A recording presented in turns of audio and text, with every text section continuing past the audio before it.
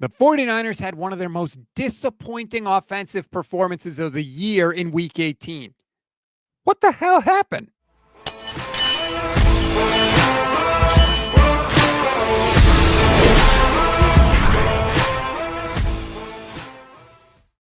What is good, everybody? Welcome to another Gold Standard podcast. I'm Rob Stats Guerrera alongside Johnny Dell. We call it the demonetization station because we break down the film and the NFL takes all of our money. Johnny, you've been off the past couple of weeks and I've missed you. I've missed you. I've missed being able to do these weekly shows. We had the Christmas and then I was out of town and I picked the worst. It ended up being the worst weekend to be out of town. If we were going to talk offense, I would have much rather talked the Bears game than this Seattle game. I mean, want to talk about like polar opposites. It was North Pole and South Pole. So let's dive into that because we all know 49ers came into this game. The offense was red hot. Brock Purdy was playing as good as I believe he's ever played. And I knew that they weren't going to put up 50 on the Seahawks defense, but I thought they would put up at least 7. So let's dive into some of the things that went wrong, some of the plays that didn't go their way, and see exactly why they were completely shut down. Yeah, it was. I mean, disappointing is a nice way to put it. It was maybe the worst offensive performance of Kyle Shanahan's tenure. And yes, Seattle's a good defense, but some of this is just inexcusable, especially week 18. One thing that drives me nuts coming out of a game like this when you struggle running the football is everybody says I saw it literally within minutes of the game ending was Seattle just stacked the box and we couldn't throw against them when they stacked the box. The fact was Seattle played cover 2 at one of the highest rates I've ever seen a team play cover 2 against us. And they were sitting in 2 deep almost the entire game and we couldn't run the ball. They were in 2 deep and nickel and you can't run the ball. You can't run the ball out of your base offense.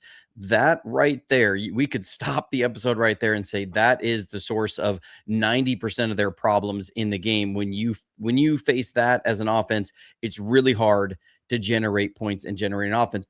And yes, Seattle's defensive front is one of the best in football. I think when you look at defensive fronts, it's going to be them and it's going to be Houston. We're talking about the best fronts in football. But there's stuff like this where it's just there's not really an excuse for this in week 18. You have Dominic Puni and Colt McKivitz here. So we're running a play that everybody runs here. It's duo. Kyle calls his punch. We're going to get double team blocks here on your defensive tackles. You're going to see right before the snap, Seattle's guys move over. This is Byron Murphy, 91. He's going to move over. And then they have, forget his name over here, 99. He's going to move over. And we're going to get double team blocks there. The idea is you want to push these guys vertical, force these linebackers to pick which side they're going to go to, and then one of your offensive linemen is going to peel off and pick him up, Ernest Jones, and same with the other linebacker. That's what they're going to. That's the idea with these duo runs. Like LA runs duo all the time. That's like their bread and butter here.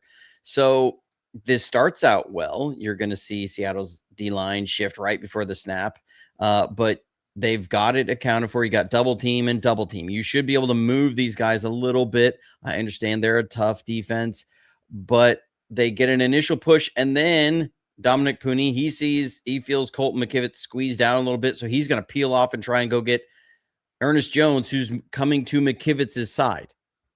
And then you're going to have Colton McKivitz, though, is going to spot Ernest Jones to his side. And he's going to say, okay, I need to peel off and pick up Ernest Jones.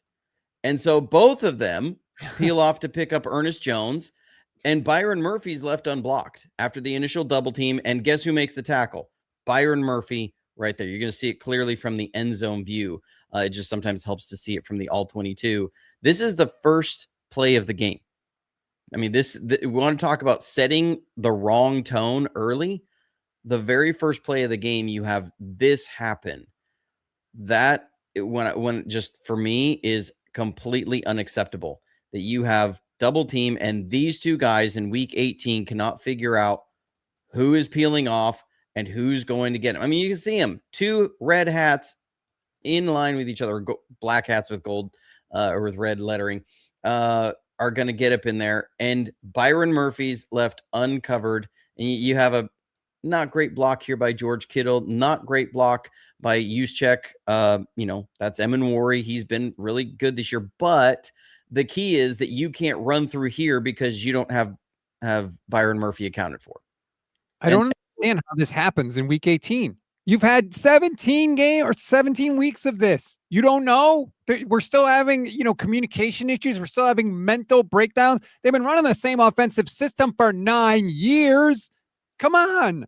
Yeah, and it's like I said, yes, Seattle's front is tough. Byron Murphy is very tough against double teams. It's another thing completely when you don't even block him. Like, you have an initial surge and then you let him go. Like, I go, yeah, Seattle's defense is tough. That is not them being just so great. That is our guys completely bailing on their assignments. It's one thing to get beat when you get beat. It's another thing when you just don't even execute your assignment to get beat. And the play-ins, like those are the things. And it wasn't just once. It was a number of things in the game. Here, it's well, like, and I understand getting beat by their front. I don't understand getting beat by their guys who are not pass rushers in pass rushing situations. So here, Seattle runs this all the time. They love this double blast blitz here where they're going to bring 5 and then they're going to drop out and they're going to play a 2 deep fire zone. They palms this out. That's just it's a converting coverage. It can be cover 2. It can be cover 4. In this one, it ends up being cover 2. So you're going to have 2 deep, 4 underneath is what this is going to end up coming out to be. And we're trying to run a thing here where we're going to send Kendrick Bourne down the seam. You're going to get Juwan Jennings coming across the middle. That's where we're trying to hit. We're going to keep George Kittle in the block because you see the potential of rushers over here. So we want to help account for that. And then we're running Kyle Juszczyk on a corner route out here. I'm going to go JT O'Sullivan here. JTO hates Kyle Juszczyk running corner routes. And I usually excuse him because most of the time they're an alert, and for a choice route underneath, it's just a route to occupy, to open up for a choice route and kind of abuse coverage rules of a defense. When you're keeping George Kittle in the block on that side, why is your only receiver to that side being Kyle Juszczyk? I love Kyle Shanahan as much as anybody else. He probably did not come up with this design. This is somebody on the staff who thought that this would be a good way of doing it, of putting all your big guys on one side, your receivers to the other. Whatever play this was, throw this out of the playbook. This is a terrible call because you are essentially punting on this side of the field. You have no real true receiving threat over here, not on a corner route, not against a corner and a safety. That's just, I'm going to be on my soapbox for that. But you're keeping George Kittle in the block. Well, then you need to hold up because that means you're going to have one less person affecting the route. So this side is taken away. So now you have to win on this side. That's the only place you can go. And you're going to get McCaffrey's on a check and release out here. So you do have a 3-on-2-on-3 over there, but you've got to get it time to develop and you've got to hold up against there if you're going to keep George Kittle in the block. If not, if you're going to give up pressure quickly, send George out in the pattern so that you can actually give options to Brock Purdy. So he's trying to read this out, and you're going to see Seattle, they drop on this really well. So I missed the pause button. So you have a linebacker with depth, you have matching, and you have a linebacker that's can move over, and you got, this is happening. Kendrick Bourne's not winning on that one. So, this is okay. You're taken away, and you can see the pressure's coming to Brock. We'll get to that in a second. And so he's trying to look away from the pressure because it's coming to his right. So again, you have, what is this? Kyle Juszczyk on a corner route against a 2-zone. No, that is not going to be there, especially when you don't have any way to influence this guy underneath. When you can't influence him underneath for anything, it's just a dead play right there. So you do have Christian McCaffrey is leaking out this way, and you have him for a big gain. But because they came with this blitz, this is a linebacker coming in on Spencer Burford. You'll see it from the end zone. Brock is having to move to his left to get away from this pressure, so he can't work back to McCaffrey over here. If you even win to the outside, then McCaffrey, Purdy, we've seen him do this all the time, slide over and dump it off to McCaffrey. He's probably got a 15, 20-yard gain here. This is second down. But you don't have that because Spencer Burford, your left guard, cannot hold up against one of their off-ball linebackers on a blitz. And this wasn't like you were caught off by surprise with what they did. They love to come with this blitz. We slide to that way. We have the extra protection. You're going to see it that they picked this up. He's got eyes on the guy the whole time. That's his man. That's the only rushing threat he has. And watch this pass pro on an off-ball linebacker by Spencer Burford. Oof. Just bad. If you're going to keep 6 guys in to block and with a 7th on a check and release, you cannot give up that kind of pressure to an off-ball linebacker because that's what keeps Brock from being able to work back to McCaffrey is he's got to then try and come up. And kudos to these guys. They're alert for when Brock is stepping up on these, that they're going to go and go get him. But I mean, that's the stuff I look at. Okay, we got an issue play design. We got an issue play execution. We're bad on both ends there. You can't be bad on both and win games. No, and you're supposed to sacrifice some explosion on offense for time to find plays down the field. And if, like you said, if you're going to limit your eligibles and not protect, then you're sunk. That's how you score 3 points in a game with everything in the world on the line. 100%. And so you're going to see the same issue here. This is the very next play. It's now 3rd and long. Okay, so you're going to bring George Kittle in motion, and you're going to see Seattle, they're capping this side, so you have a potential of an extra rusher over here. So what do? You're going to end up keeping George Kittle on a check and release. So he's going to chip because you're also trying to help out this guy, Austin Pleasance. And so you're going to have George Kittle chip, and then he's going to release into the pattern. And then you're going to have this route sit down. That's DeMarcus Robinson, I think. And what else are you going to do? You're going to have McCaffrey check and release because, again, Seattle likes to bring pressure. You struggled with some of those pressures in the first meeting, and Brock got hit a ton. He got hurt. So you're trying to protect him. So now, again, your 2 biggest space creators, Kittle and McCaffrey, as far as they draw gravity of a defense, are now delayed into the pattern if they even make it there. So now you're looking at, you have DeMarcus Robinson, Kendrick Bourne, and Juwan Jennings are your space creators on 3rd and long. That becomes a problem. You're going to take Juwan Jennings, you're going to run him on an over route, and then you're going to take Kendrick Bourne on a skinny route. So it's a 10-yard post route here. You're going to run 10 yards, then break on a post. And so you're trying to create a high-low here in the defense for Brock. And then you have this little route by DeMarcus Robinson is going to be a hot off the left side. And then Juwan Jennings is your hot off the right side. But they don't come hot. This is just, again, problems when you are keeping your biggest gravity guys into block. So you see this, there's nothing influencing these guys short. So there's not space here, no space. They've got this. It's taken out. Okay, so Juwan Jennings is coming over. These linebackers have no fear of that on 3rd and long. So they're not attacking that at all. They're going to drop back on Kendrick Bourne's post route here. So that post is taken away.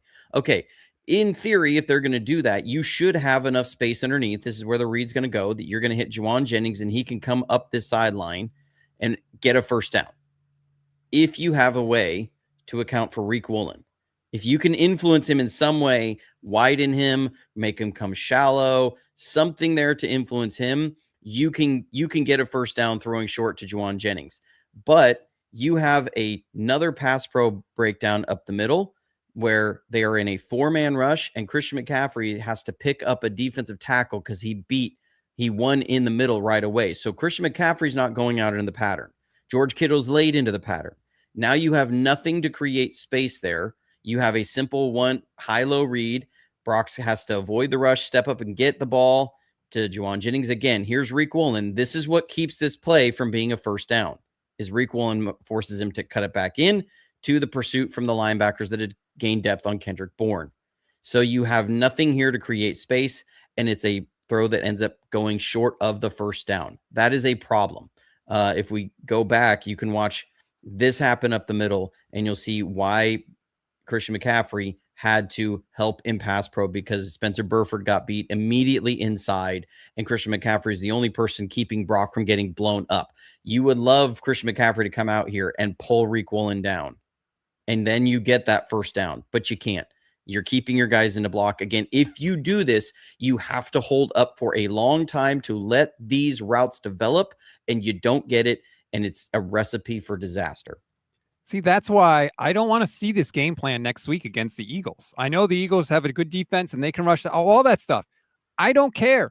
You're not holding up in protection anyway. So you're not getting the thing that you should get when you sacrifice eligibles in the routes. So then screw it.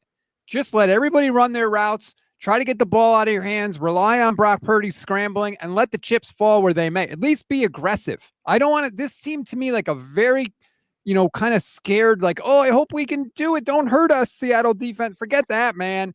Put it all out there next week, Kyle. Yeah, it seemed very clear that they were trying to help Austin Pleasance out a lot in pass pro, and Colton McKivitz. That they were trying to help Colton McKivitz a lot. And by doing that, they sacrificed their two best eligibles. Now, I will give a little bit of grace period on this game plan, because it feels like they had a lot riding on Ricky Pearsall. My issue there is that Ricky Pearsall has shown nothing this season that you can even trust that he's going to play an entire game. It seems like anytime he bumps that knee, he's out for the game. The only, I guess, sliver of hope I have in this is that Jacob Cowing, who had an amazing training camp, is coming back, but this dude has not played football in 4 months. I mean, we're kind of like saying my biggest hope in this game is that Jacob Cowing, who we have not seen all season, has 5 catches. I mean, that's where it's at, because you're seeing the lack of receiving weapons is causing problems, where just the Seattle defense with their speed, you have nothing to affect the defense. And just, again, curious designs, play calls that, again, I'm one of Kyle's biggest supporters. And this was a game I walked away from and I was like, this game plan did not make sense to me. It just didn't. This is another one. 4th and 1. You're going play action, blind play action. You're having Brock turn his back to this defensive line when your quarterback has this ability to go make plays, when he can see the rush coming, he can avoid things, he can go pick up 2 yards. And you're going to go blind play action. This is just makes no sense to me. You're going blind play action. You're running a sail concept here. So George Kittle's going to run a crash route. You're going to have Sky Moore on a deep clearing route, which he is actually in the progression. He's number 1. And then you're going to get Kyle Juszczyk out here. And this one might make people puke. When I saw this, I was like, oh my gosh. And I think you know what I'm about to show. Yes, I do. We'll talk about the bust here at the top of his drop. You have this safeties driving on George Kittle's crash route, and you have Sky Moore wide open, gone. I mean, Brock can literally lob this thing down to the 10-yard line like a punt, and Sky Moore's still going to catch it and run into the end zone, because there's nobody that's going to be home. And I think Brock sees it too.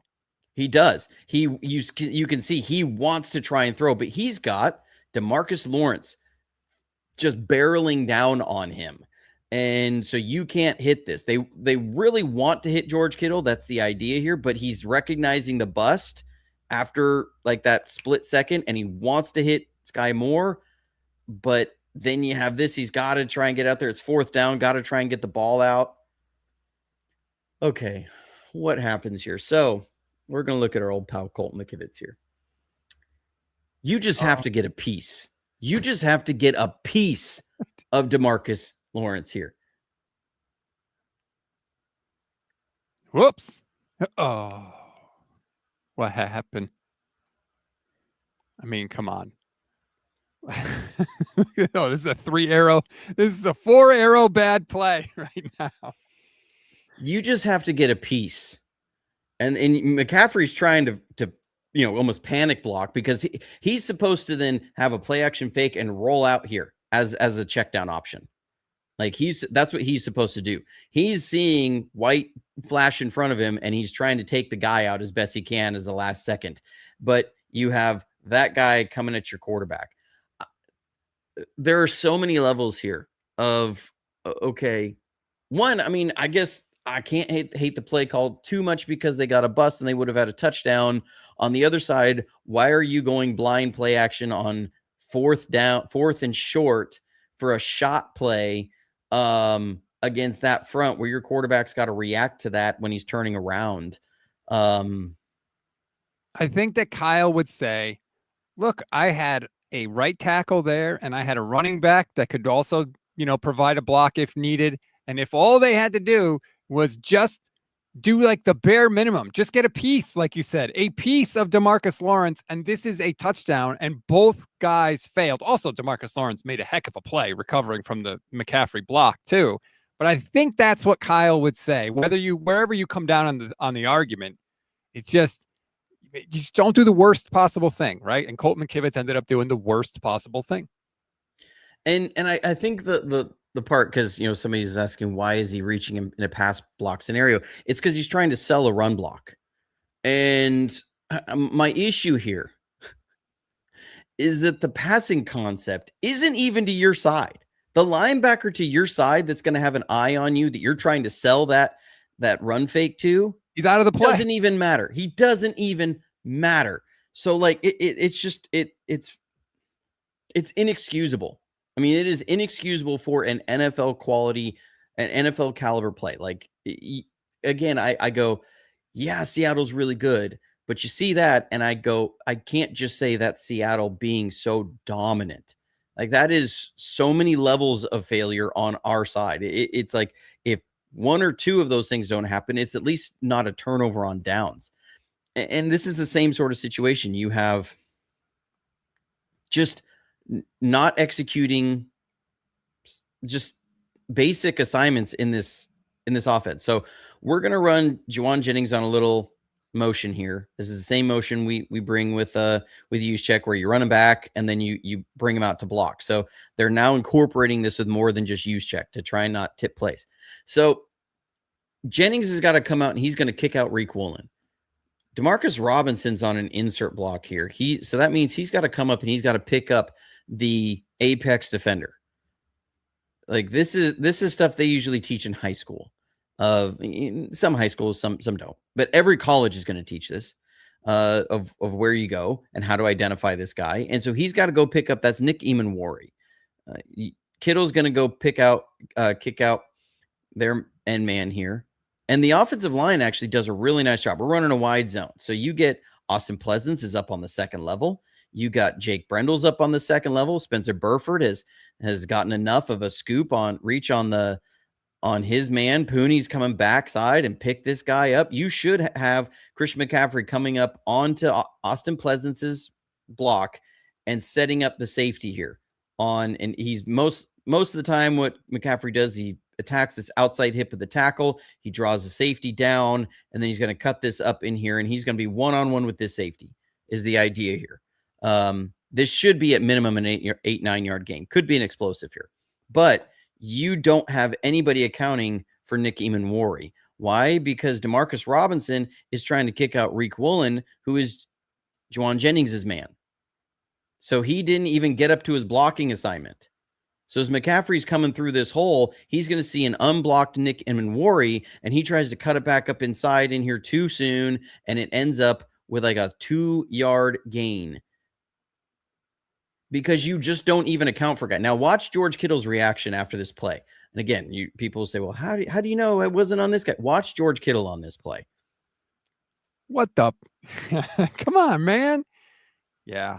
And honestly, I feel like the wide receiver blocking for most of the year has been bad. And it's been bad, not just the execution of the block itself, but conceptually. Guys don't know who they're supposed to block. It's been Bourne and it's been Jennings for a lot of this year. Yeah.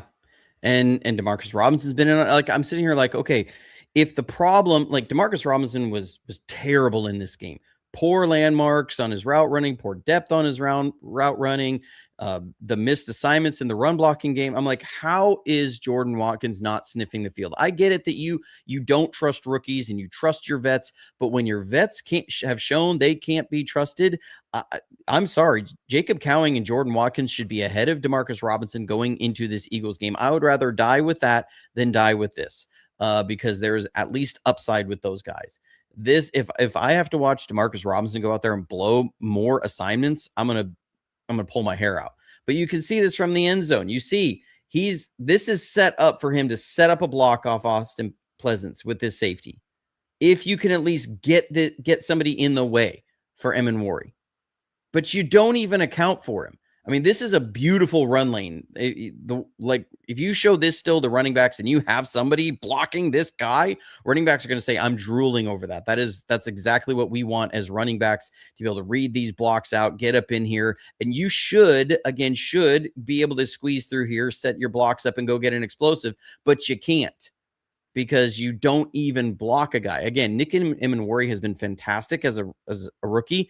That is not him being really good. That is our guys completely blowing their assignments. And watch George Kittle after the play. He's mad. He's saying, that's your man. That's your man. And right, but you got to go up in there and get it. That's what he's saying. You got to go up there and get that guy. And this is not great body language after that. And Emenwari doesn't even have to make a tackle. He doesn't even touch Christian McCaffrey on the play, but he effectively stops it because McCaffrey has to go back inside, back towards all the traffic, and he gets tackled. Like, watch, Emenwari, I'm here, so you have to run away from me, and it shuts the play down. And it's so, and you could see Demarcus Robinson was getting chewed out by somebody from the sideline, because he immediately gets his attention turned because somebody is screaming at him. That was your man. And he's going, well, I thought I had this. I thought that was somebody else's.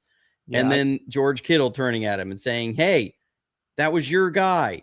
That's your guy right up in there. I don't get why mistakes from veterans are somehow more tolerable than mistakes from rookies. At least if the rookies are going to make mistakes, they might learn from it and not make those mistakes in the future. Like, we know what Demarcus Robinson is as a player. We know what Kendrick Bourne is as a player. Throw Cowing in there. Throw Watkins in there and let's see what happens. And maybe they do screw up, but maybe they don't. Or maybe they screw up and something good happens, right? Maybe they run the wrong route, but Brock throws it to them anyway and they catch it and they make a big whatever, man. But I cannot keep doing the same thing over and over again and expecting a different result. Yeah. I mean, it truly, that's why I said this game was very frustrating, because you sit there and go, okay, I don't know if I should feel hopeful or doom and gloom right now, because some of these issues, when you're in week 18 and you have these issues and they haven't been corrected, I have very little faith it's going to be corrected in 1 week when you have to travel across the country and you're banged up. On the other side, I go, they are correctable. We've seen it happen in the past. Yes, but they have corrected them at times. At times this year, they've corrected them. There have been, when the running game is working, we're like, look at these blocks from the wide receivers. Like, so we've seen it in spurts. It's just very, very frustrating. And speaking of frustrating, we've got more coming up because we're going to look at some 49ers defensive plays in a minute, which should, what little hair we all have left will probably be gone by the time we do that. But before we do, we want to just give you an opportunity again, let you know about Sleeper.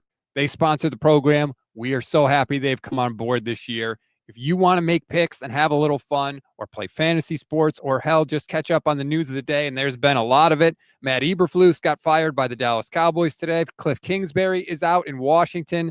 There it is right there on the app. So it has everything you could possibly want. Go check out Sleeper. I think you'll like what you see. If you just sign up, you'll get a free $20 entry. So you don't have to deposit any money, and you'll get a free $20 entry.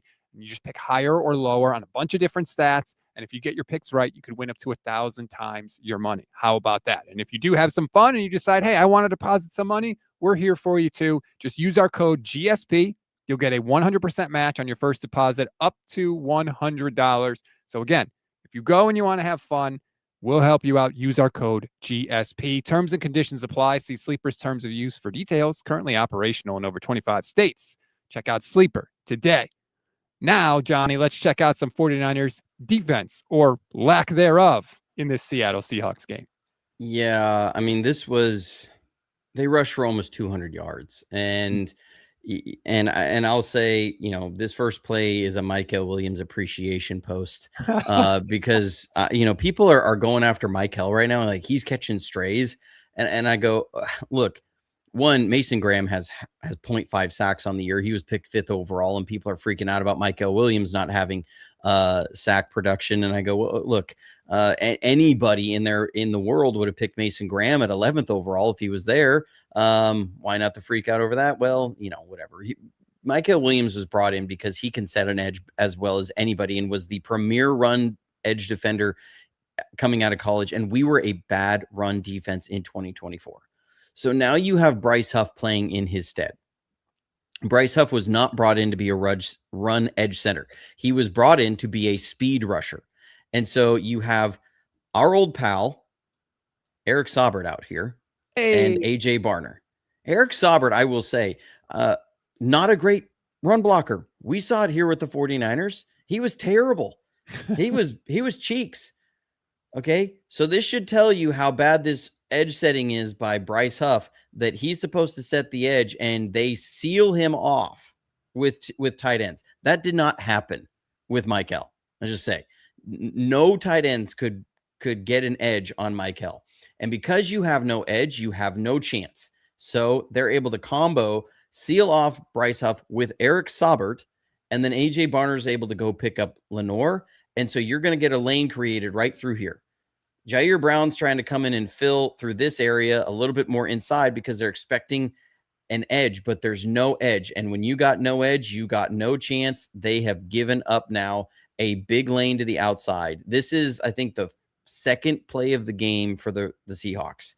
And when you in the second play of the game give up that kind of an edge, it kind of shows you might be screwed for the rest of the game because you can't set an edge. Sam Okuwanu did a real good job in this game. When we had, holding up against edge runs, it was Sam Okuwanu. Bryce Huff and Keon White, not good at all in edge setting against the run. Infuriating, because they saw that problem in 2024. They went out of their way to fix it this offseason. Nick Bosa talked about it. We've got NFL bodies now. We've got guys that can set the edge. They recognized the problem. They tried to fix it. They were doing a much better job earlier in the year. It's just now with all the losses, they're fitting a lot of square pegs in round holes, and other teams know it. Exactly. I mean, it was clear that Kubiak said, we're going to go after your edges because we know those are the weakest spot in your front seven. Now, also, our linebackers have not been great. You have Tatum Bethune here, who is out for the year, torn groin. This is one, again, I just don't know how this happens in week 18. So we are a one gap defense, meaning, there's every gap. Here's your A gap, your B gap, your C gap, and then there's the D gap and outside gap. Okay, so everybody is responsible for one gap. CJ West is in the A gap. Cleveland Farrell here is inside shoulder of the tackle, so he is going to be in the B gap. Jair Brown, because of this motion, he's got to be D gap and outside contain. C gap here. Nobody accounts for this. This should be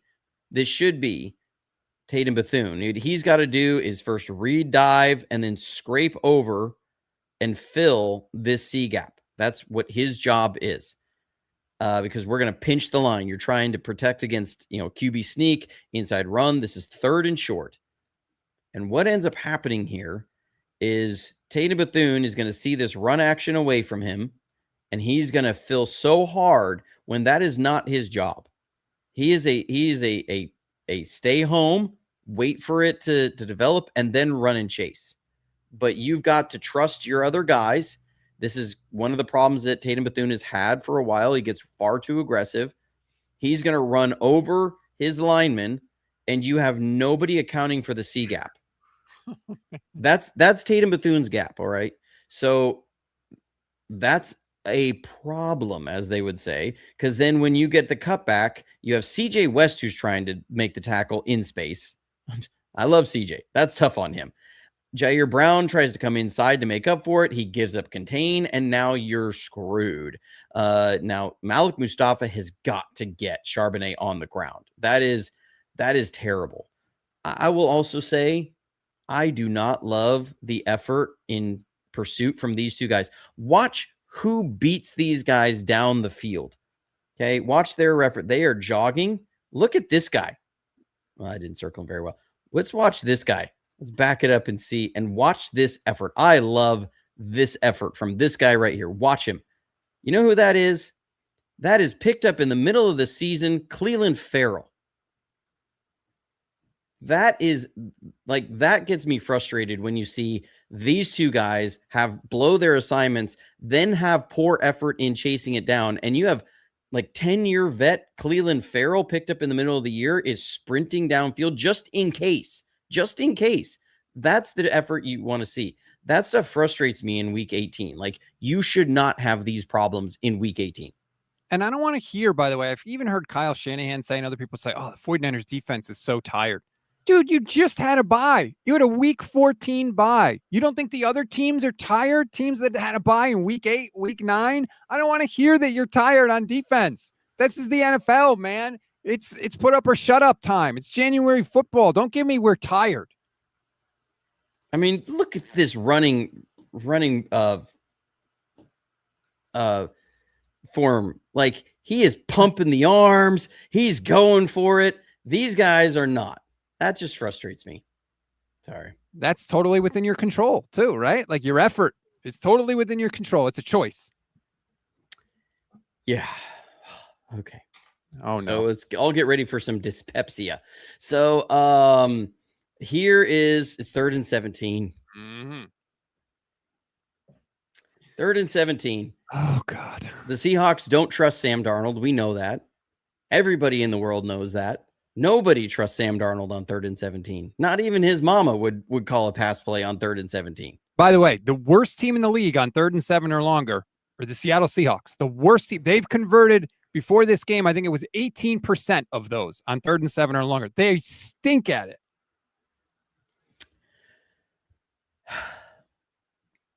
Everybody knows they want to run the ball. I mean, you said it. They're terrible. And so what are they going to do? They're going to run a little crack toss here. So you crack on Bryce Huff. You're going to toss this out here.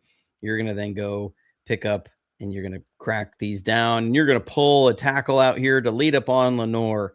Okay. You know how you really defend these plays? The 49ers went out and drafted Malik Mustafa because he was one of the fastest guys to attack from a deep spot to rally up coming out of that draft class. Why? Because in 2023, we were killed by the crack toss. Okay, so you got Jair Brown out here. I'm just going to roll this once. Just watch Jair Brown on this play. Yeah. Okay, he's the deep safety. I got him. Oh, I don't got him. He does not get blocked. He doesn't get touched by anybody. He does not get a hand on Kenneth Walker. I mean, he's coming up in here and just no ability in here to even get a hand on him.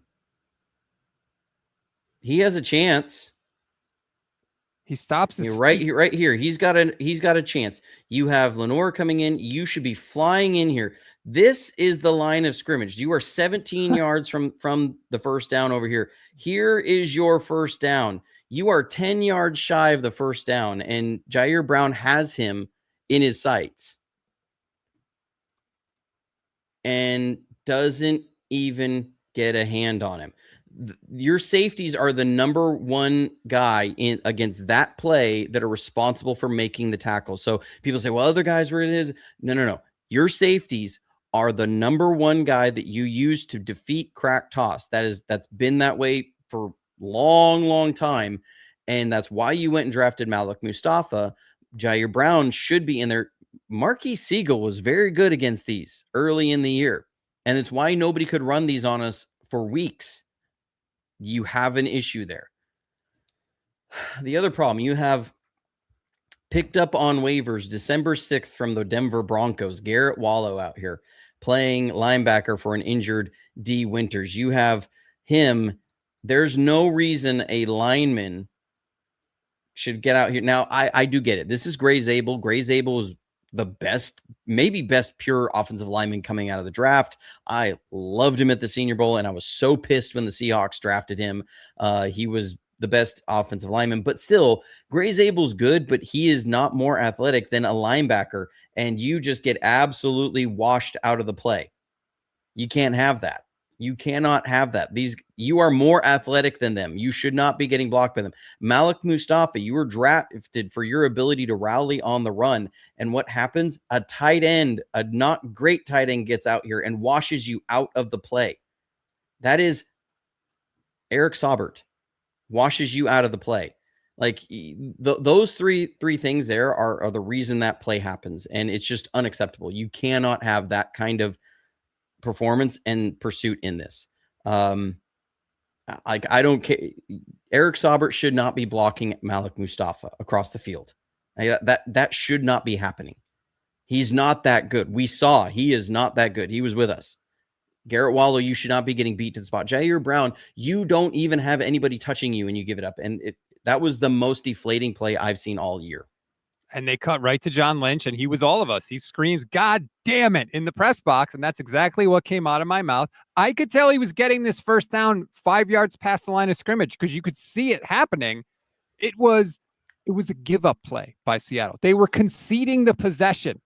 All they were doing was improving the field position. That's it. And you couldn't stop them when they were saying, "We're okay if you stop us." It was heartbreaking when you combine that with the fact that 2 or 3 plays before that, the Seahawks give you a fumble that is on the ground, and Yetur Gross-Matos has the ball hit him in the neck, and he somehow doesn't recover it. That was the back-breaking possession for the defense. Absolutely. I mean, it took the air out of the stadium.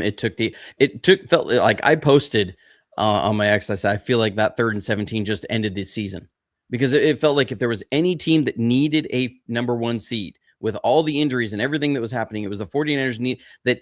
If you got that number 1 seed, suddenly you felt like there was at least a 50-50 chance of doing something in the playoffs, because you might get Fred Warner back. You're going to get Trent another week. You're going to get Ricky another week. You're going to, really have things go your way. And it felt like that was your moment to go make a play and change the game.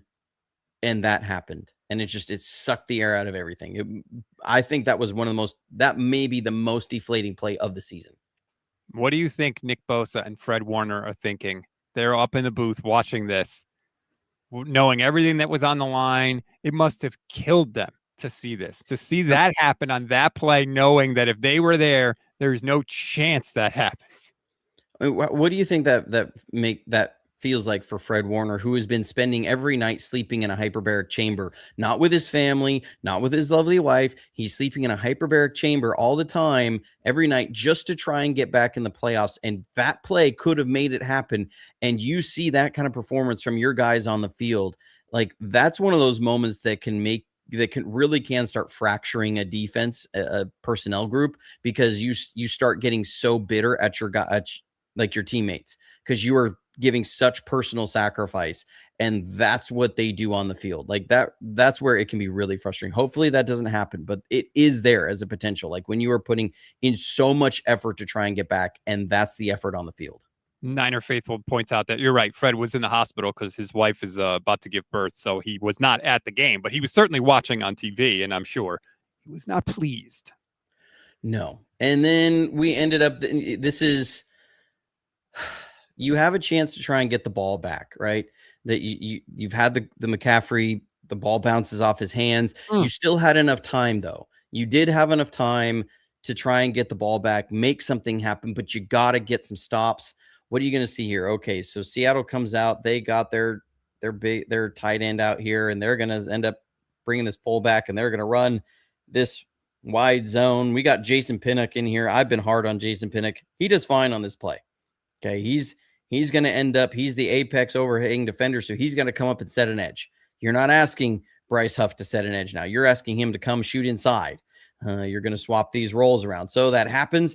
You look at Jason Pinnock. He's going to stand up and he's going to hold this up. They're trying to get Cooper Kupp on him. Okay, the moment that happens and Lenore sees that Cooper Kupp is trying to set an edge on here against Jason Pinnock, Lenore needs to fly up here and become and condense this edge because he's the force defender. And so you say, not past the numbers. I'm going to fly up in here, force this as a cutback short, like quickly, and to my help. But what does Lenore do here? Okay. So now he's going to he takes a really wide track on this. He's shooting way outside the numbers. He should be inside of the numbers here is the target he should have for this. And he's going to go way out here. And because of that, you have such a wide angle. This is a massive cutback lane. I get it. He's trying to get out there to be forced defender, but you don't really have a reason to be so wide. Cooper Kupp came down. You've got to replace. So when that receiver blocks down, you've got to have a replacement, Phil, and get up in there and set that hard edge, condense the edge, and force it back to your help. He doesn't do that, and you give up this big giant cutback for a 12-yard gain on first down when you had the ability to try and get them off the field. Those are things that, as you see it, just become unacceptable. And Lenore's taken, I think, a little bit of unwarranted heat. This is heat. This is warranted heat. You should have come up and set that edge, because you got Malik Mustafa flying in here. He should be able to make this tackle, but the running back's able to go really wide because you are so far out here. You need to be up here inside these numbers and force him back into that help. And you should be at a no yard, maybe even a loss on the play, but you're just out of position, no edge, no chance, and you give up a 12-yard run. I'm really tired of seeing 49ers defensive backs rush up to where the ball carrier is going to be and not even touch him. Not even get a hand on them to slow them down, to allow the rest of the defense to come and wrap up and make it difficult. And that 3rd and 17 play, if Jair Brown just delays the running back a little, he doesn't even have to make the tackle. There's so many people around there that chances are he's going to get brought down before he gets the first down. But instead, it's a whiff, right? It's like Colton McKivitz against DeMarcus Lawrence. Whiff. You can't have that. And it happens time and time and time again. And then it happened on Saturday, and they lost. And now we're on the road against Philadelphia. 100%. And it's so frustrating, too, when you look at it and you go, yes, there's a talent gap between us and the Seahawks. That's undeniable. Mm-hmm. When you have a talent gap, you can't have just rudimentary mistakes. You have to play very mistake-free football. And this wasn't anywhere close. And it's why the game felt so dominant by the Seahawks, is because the 49ers not only were getting beat a little bit by the Seahawks, they were also beating themselves. And when that happens, it feels like a game you have no chance, because you truly don't have a chance when you can't even get out of your own way. If you're out of your own way, we see what we saw in week 1, which was a very tight game, but one that the 49ers were able to come away with. This was not that kind of a game, and it's very frustrating. And you do say, okay, there's chances for this to be better. I think Eric Kendricks brings much more veteran presence than Tatum Bethune did. Tatum Bethune was very, he had some closing speed, but just so often was not in the right spots, was slow on a trigger. He had an opportunity for a pick 6 on Sam Darnold, and you could see he didn't trust what he saw.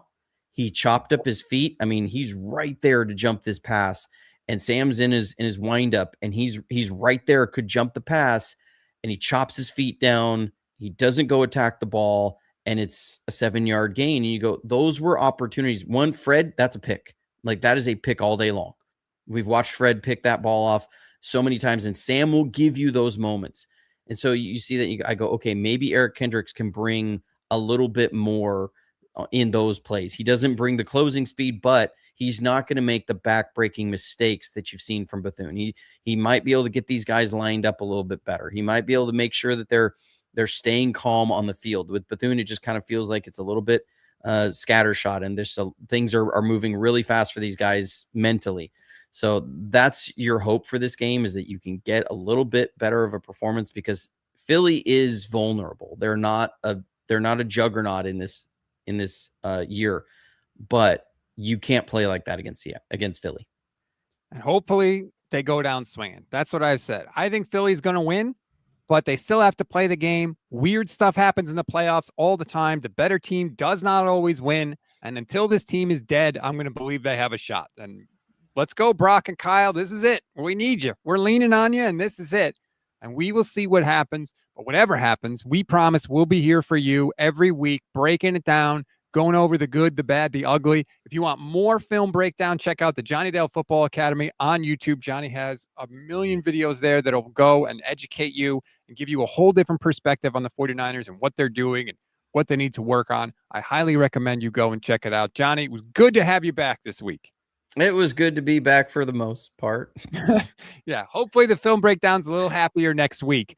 But if it's not, it's not. But we'll be here breaking it down for you. Like this video, subscribe to the channel, and we'll talk to you next week.